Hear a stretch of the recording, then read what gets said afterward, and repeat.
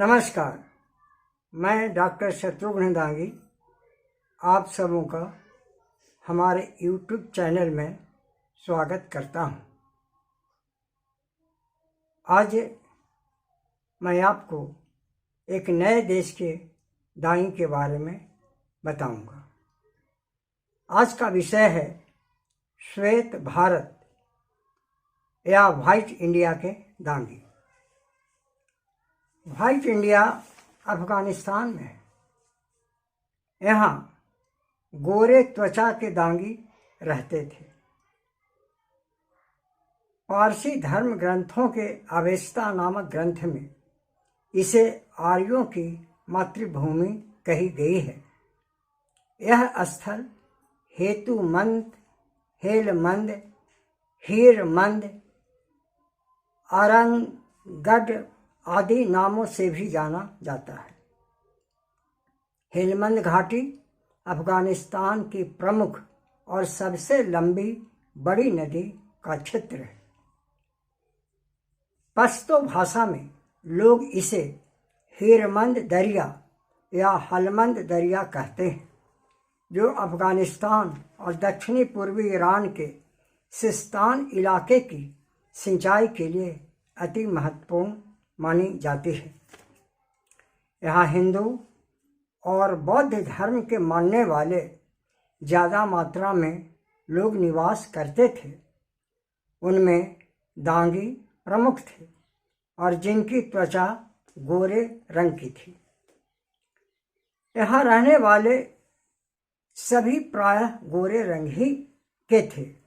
इसीलिए इस इलाके को लोग श्वेत भारत या व्हाइट इंडिया कहते थे। कुछ इतिहासकारों का मानना है कि ऋग्वेद में वर्णित सरस्वती नदी यही हेलमंद नदी थी।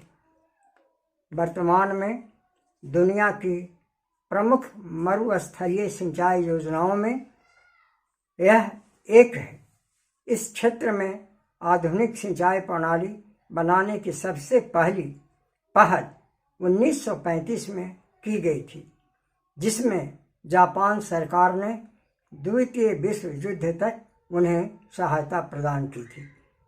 बाद सोवियत संघ, अमेरिकी सरकार आदि ने भी इन्हें सहायता प्रदान की, किंतु बाद में यहाँ कट्टरवादियों और धर्म परिवर्तन कार्यों से तंग आकर शांति प्रिय तथा अपना धर्म परिवर्तन नहीं करने वाले लोग, हिंदू अथवा बौद्ध धर्म के अनुयायी, दांगी तथा अन्य समुदाय के लोग भी इस घाटी को त्याग कर, जो इनके ही नहीं आर्यों की मातृभूमि मानी जाती थी, छोड़कर पलायन कर गए। वे सभी उत्तर प्रदेश के बागपत जिले एवं हरियाणा के कुछ हिस्सों में जा बसे। चूँकि ईमानदार, सच्चे देशभक्त तथा स्वाभिमान प्रिय थे, इस कारण इन्होंने भारत में आकर कठिन परिश्रम कर भूमि को उपजाऊ बनाया और देश की सेवा में सीमाओं आदि पर भी अपनी पहचान बनाई। सीमा पर तैनात सीमा प्रहरी कोई और नहीं बल्कि जाट रेजिमेंट के नाम से जाना जाने वाले यही लोग हैं। मैंने अपनी पुस्तक दांगी इतिहास, जो दिल्ली विश्वविद्यालय के हिस्ट्री सेमिनार में मैंने आलेख प्रस्तुत किए थे, उसके आलोक में प्रकाशित किया था। उसमें अफगानिस्तान के हेलमंद घाटी तथा ईरान के दरमियाना दांगियों के बारे में विवरण उसमें दिया है। दांगी इतिहास पर लिखी गई अब तक की यह एकमात्र प्रामाणिक पुस्तक मानी जाती है। इसका अध्ययन सबों को करने की जरूरत है।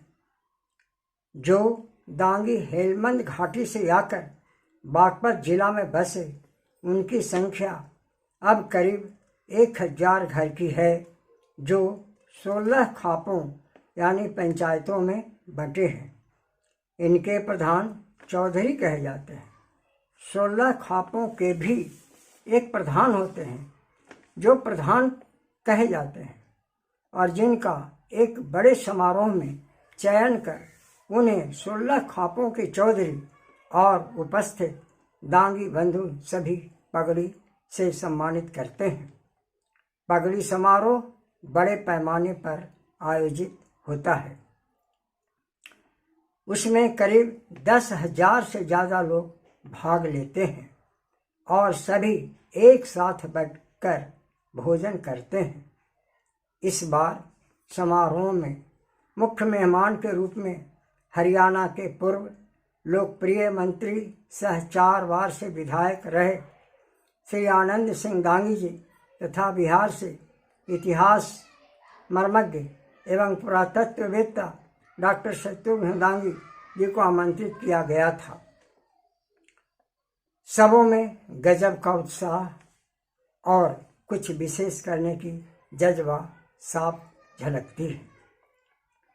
आनंद सिंह दांगी जी एक अति कर्मठी इस क्षेत्र के लोकप्रिय नेता, साथ ही इनके प्रति निष्ठा और प्रेम उनके कार्यों और स्वभाव के कारण ही हुआ है, जिस कारण वे सबों के दिल में बैठे हैं।